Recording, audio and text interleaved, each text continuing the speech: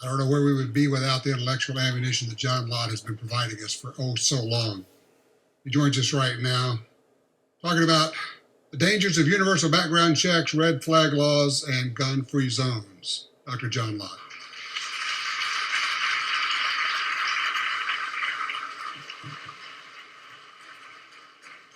Well, I appreciate being here. I want to thank Julianne for organizing this and putting things together as she has each year.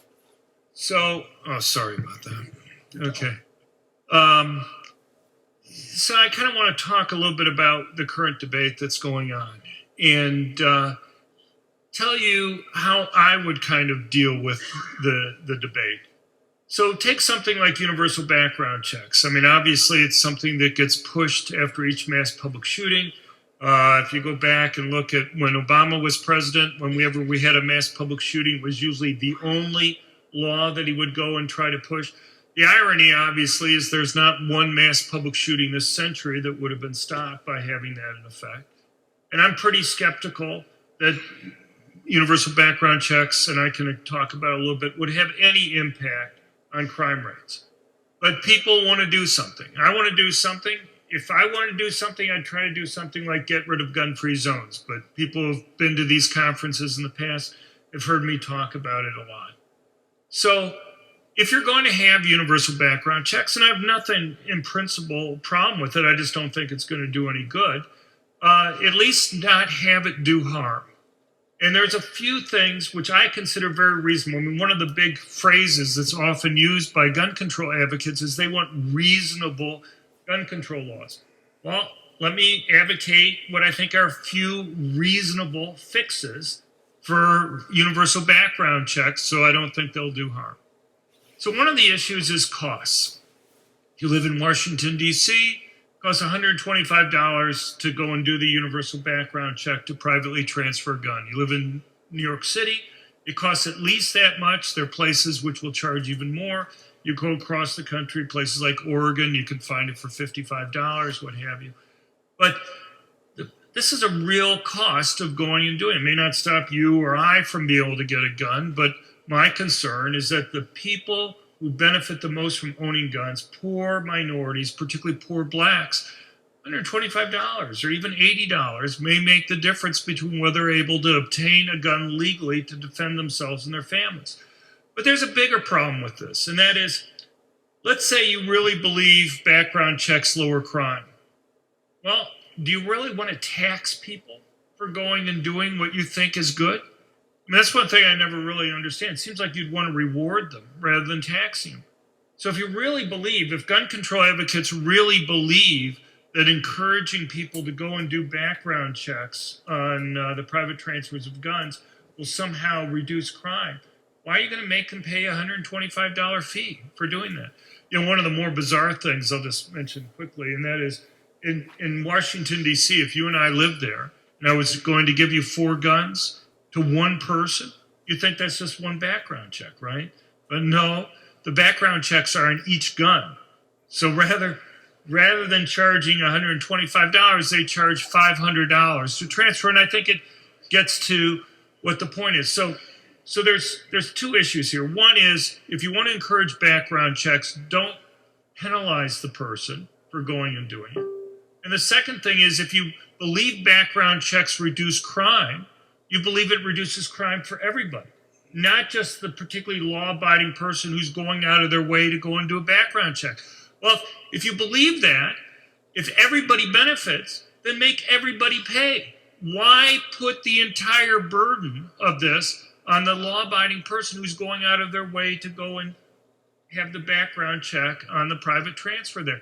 Both of these arguments indicate that you should pay for this out of general revenue rather than putting the whole benefit on the person who you're supposedly wanting to encourage to go and do the background check. There's another issue here. That's this issue of false positives. And I understand the White House understands this, which is a huge step forward over previous administrations. So you constantly hear this claim that there are 3.5 million dangerous, prohibited people that have been stopped from buying guns because of background checks. That's simply false, okay? Calling it a lie isn't too strong. Look, what you should say is that there are 3.5 million initial denials, and virtually all of those are mistakes. I can't tell you the exact number. I can give you a rough estimate. My own guess is it's something around 99% of the people who are stopped are mistakes. So you go and you look at the last annual report that was put out on the NICS system in 2010. The Obama administration stopped putting this out. They had 76,000 initial denials. And then there's 5 stages of review that occur in the NICS system. The first stage of review, the BATF national office, no discretion, not having any lawyers looking at it, just have regular people going and just checking the paperwork, and about 94% of the cases are dropped at that stage. The second stage of review, it gets sent out to the BATF field offices. Again, no discretion, no lawyers looking at it, making sure the paperwork is right. They add in a little bit about whether it's a recent case, but I found cases that deal with violations that are 45 years old, so I don't know what recent means in this case. And in 2004, Congress did an audit of the Brady Act on its 10th anniversary. And what they found is this second stage of review, there was another 2 percentage points of the cases that were dropped. So for just the first 2 stages of review with no discretion, 96% of the cases that are dropped.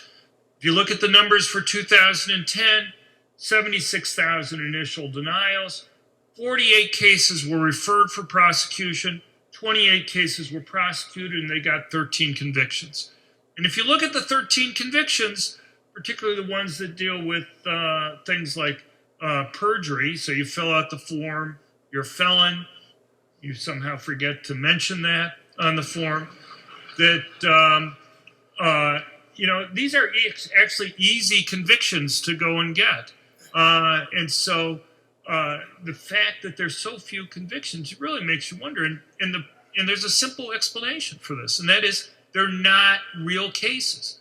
The irony is when Clinton was president, Republicans attacked Clinton for not enforcing gun control laws. Exhibit A was all the background checks that were failed and the few number of convictions, exactly the types of numbers I'm going through.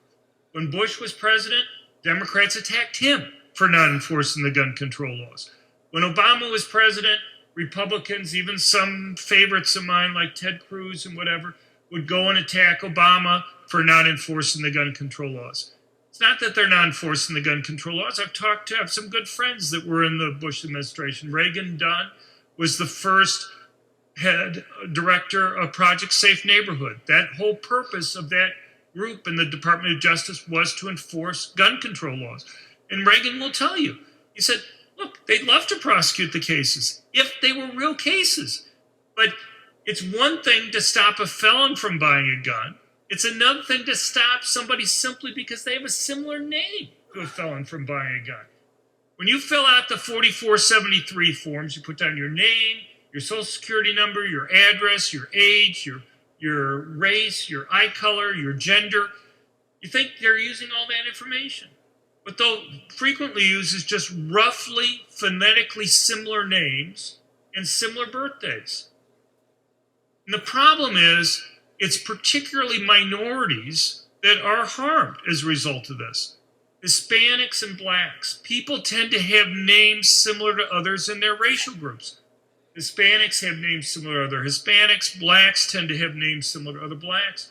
33% of black males are legally prohibited from owning guns because of past criminal history. Of course, there are other reasons why they may be prohibited too, but whose names are their names most likely to be confused with? Other law-abiding, good black males who want to get a gun to protect themselves and their families.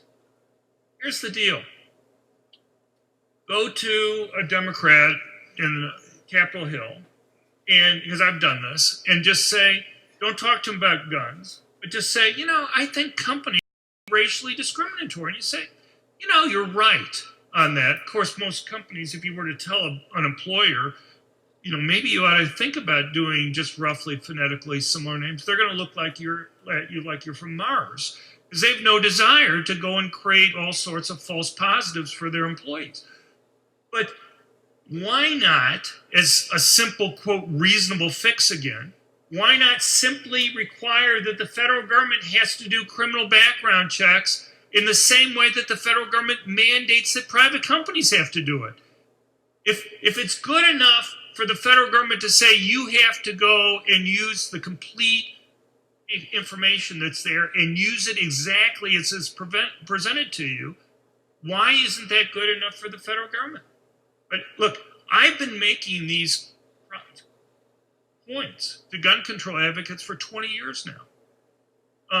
And they will fight you. I'll give you one example. A few years ago, when Colorado was passing its background checks on private transfers of guns, I got a call from a few state legislators in Colorado asking me what amendments I would put up on the bill.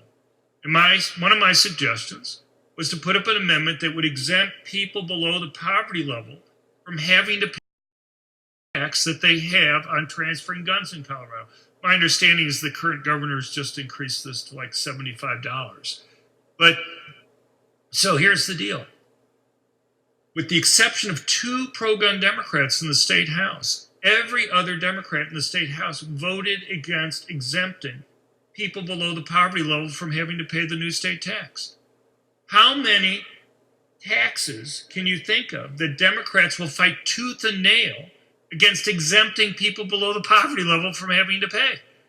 I mean, it's just ridiculous. It's those types of things, and I could give you multiple other stories that have convinced me over time they really don't care about getting this passed. What they care about are rules that make it costly for law-abiding citizens to be able to go and own guns.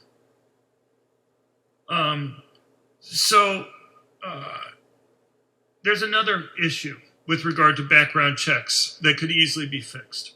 So we have 2 problems that I've mentioned, 2 easy fixes so far. I think they're both reasonable. I don't even know how you argue against those types of things. So just as an aside, before I get into the other 2 things, my point would be make the Democrats have to be defensive on this. Let them explain why it's okay to have a system that so massively discriminates against minorities. Make them explain why it's okay to make, you can appeal these cases when you have these false positives, but the vast majority of people are going to have to hire a lawyer. It can cost $3,000 plus to go and do that. You're basically discriminating against middle income and poor minorities overwhelmingly to do that. Make them explain why that's a reasonable system for somebody who, no fault of their own, is being stopped from being able to go and get a gun to protect themselves and their families. So one of the other big issues is that these universal background checks could be used fairly simply to create a national registry. And it would go something like this. Federally licensed dealers have to keep track of all the transfers and sales that they make under the universal background check system, or have to do it for sales. Well, 5 years from now, you may have a new president and a new Congress that says, all that information you've been collecting and you have to retain, we want you to package it and send it to the federal government. And then you're going to have kind of an instant national registration list for all law-abiding gun owners who have obtained a gun over the previous 5 years that are there. Well, there's a simple fix for this. And that is the same fix, again, that we can look to the federal government for. When the federal government goes and finishes a background check, under federal law, they are required within 24 hours to go and destroy that information. Well, simply have a time limit on how long the FFLs have to go and keep that information. We can debate, but again, I think if you had that fixed, and I think it's a reasonable thing to make there, if they really care about the background check per se, you fix those 3 things, I have a hard time believing that there'd be much opposition at all. Now, I understand that President Trump has been thinking about having an app type system where it would be on a cell phone and the seller would enter the information. You'd have to have a code from a notary public to kind of keep me from going and finding out that Tom Grisham has 7 felonies from when he was young, just typing in his name and finding that out. So for privacy protection reasons.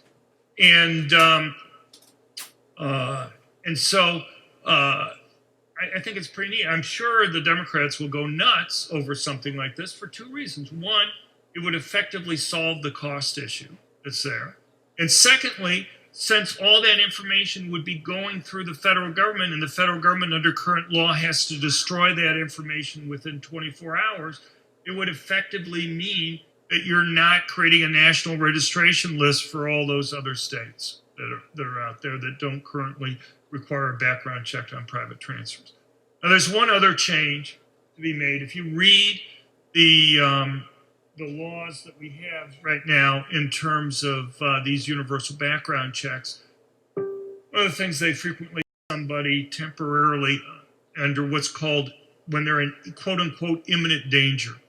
And for those who aren't lawyers in the room, imminent danger means they're right there facing the threat. The attacker is like feet away and is threatening them right at that moment. Well, so you have a woman, a friend of yours, who knows how to use a gun, and she has no criminal record, call you up late one evening, and she tells you that an ex is threatening her. She's very afraid. The person's made threats, and she's asking you if you can borrow your gun for a couple days. And you say, well, is he there right now? And she says, no, but he's maybe going to be here in a few hours. And so if you just lend it to her there right then, you'd be committing a felony under these laws. You could only lend it to her while the attacker's there. And of course, if you're there lending it to her, you might as well just use the gun yourself. Why? And then as soon as the person leaves, then you'd have to take it back from her in any case. So there's an easy fix for this too. You could go and have what's called a reasonable person test. Would a reasonable person believe that this woman had legitimate fears for her safety? And that would solve the problem. Anyway, I could go through and talk about these things. I want to talk briefly about red flags. And to me, there are a couple points to make here, but the simplest point is that we already have laws that I think do an even better job of dealing with this issue than red flag laws do. You have something called Baker Acts or 302s, or in California, it's 5150. And basically what they allow is somebody can get a 72-hour psychiatric hold that can go and have mental health care experts evaluate the person. If you can't afford a lawyer, a public defender is provided for the individuals at that point. Now compare that to, and there's a whole range of options that judges face. They could go, once they get the reports back and you have the hearing from the mental health care professionals, you could be involuntarily committed. But they could say, look, I'll agree to you voluntarily seeing somebody. We'll come back in a few weeks and we'll evaluate what's happening to see whether something else can happen. Or they could even take away the person's guns. There's a whole commitment. How does that compare to red flag laws? Well, red flag laws, despite the impression that's given that they deal with mental illness, the term mental illness is actually only mentioned in one of the state laws that are there. And in fact, none of the states actually require that mental health care professionals actually be involved in the entire cost. I mean, you may be talking about $10,000 for a hearing. There's no public defender provided for these individuals. So I may like to keep a gun, right? But is it really worth $10,000 to me to be able to go and keep a gun? A lot of people are going to say it's just not worth it. Why go and challenge this thing? Why go and pay $10,000 for a lawyer to be able to go and keep this? So to me, there's a rather than if they have some objection to the existing Baker Act type rules. And that is, it's a lot easier for them to go and start with a new law that doesn't have all the civil protections than it is to go into a law that already exists and pull out those civil protections that are there. I got till 5. That's right. I got till 5:30. Is my clock different than yours? So, okay, I've said 5:30. Anyway, I don't know, maybe it wasn't as interesting as I thought. Anyway, ooh, now that's dangerous. He said I could go as long as I wanted. I'm an academic. I can talk forever. That's a dangerous statement to make there. Anyway,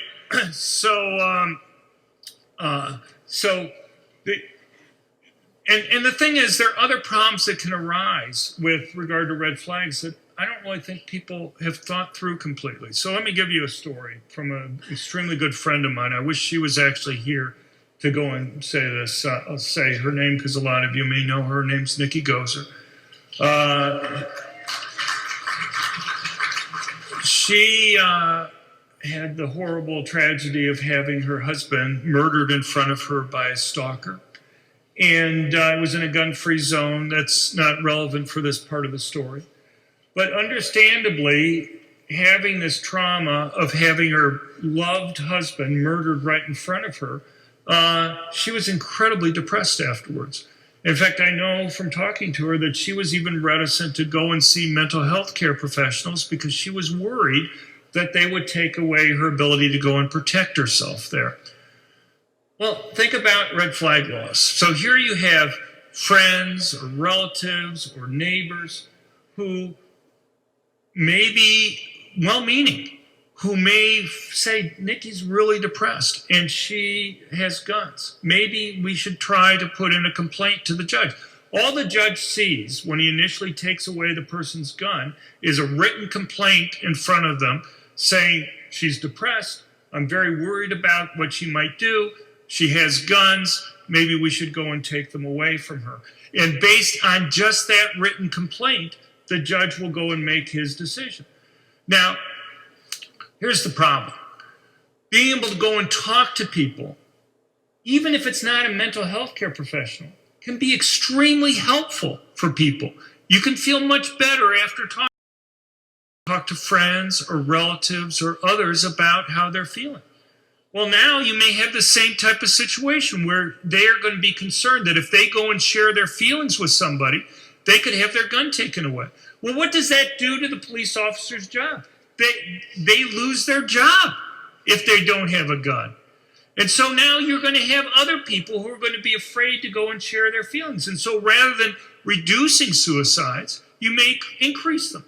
And of course, this notion that somehow if I really just take away a person's guns, that's going to end the suicide threat.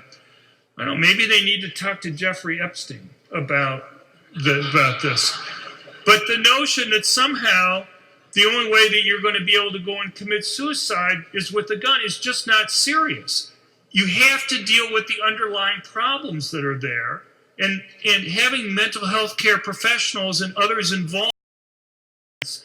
If the person's depressed, simply going and taking away their weapon, or if they may go and cause some type of crime or harm to others. I was briefly involved in the State Uniform Law Commission, which was talking about putting together a model red flag law. I don't think the gun control people on the panel were too thrilled about the way the panel was going, and so they kind of pulled the plug on the whole process. One is kind of the mental illness issue with suicides, but the other issue is predicting whether somebody's going to commit a crime.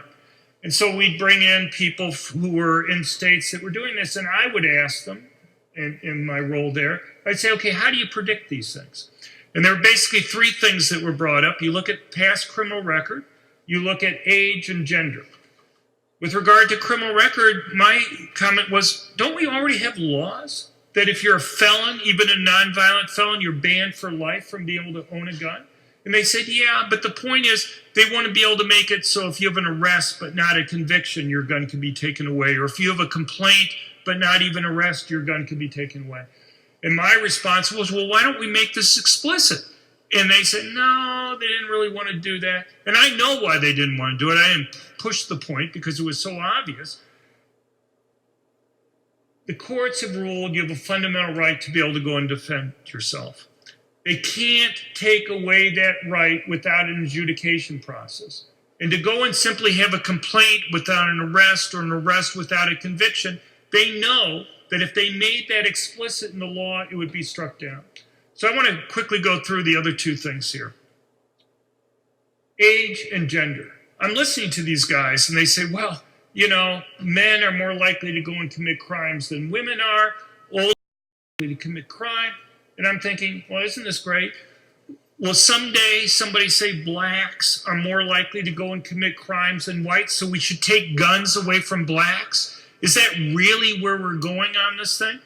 And so my suggestion, and you can see why maybe the gun control people on the panel didn't think this was going in the right direction, was my suggestion is, well, why don't we have an amendment here that would go and say these laws cannot be used to discriminate on the basis of race, age, or gender, and require that they have to go and collect data on this to see whether they're actually discriminating or not. And it's just kind of fun to watch Democrats go and argue, no, we don't want anti-discrimination provisions in these particular types of laws here. So anyway, I'm probably over. I'm sure I haven't gone to everything here, but I did want to ask one favor of you guys, and that is we at the Crime Prevention Research Center, Nikki and I, we put a lot of work together putting out research projects, but it doesn't do a great amount of good for us if you guys don't get them, okay? How many people subscribe to our email list?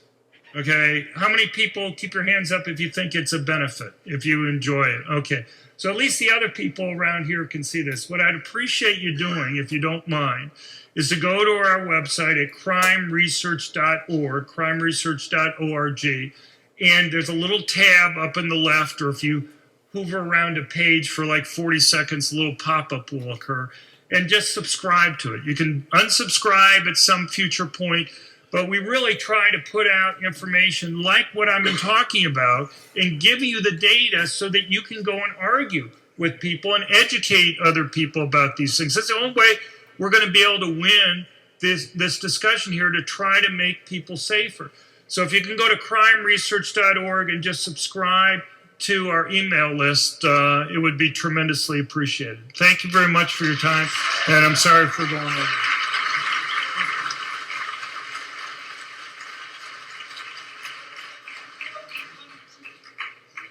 Thank you so much, John. Appreciate it. Amazing body of work there.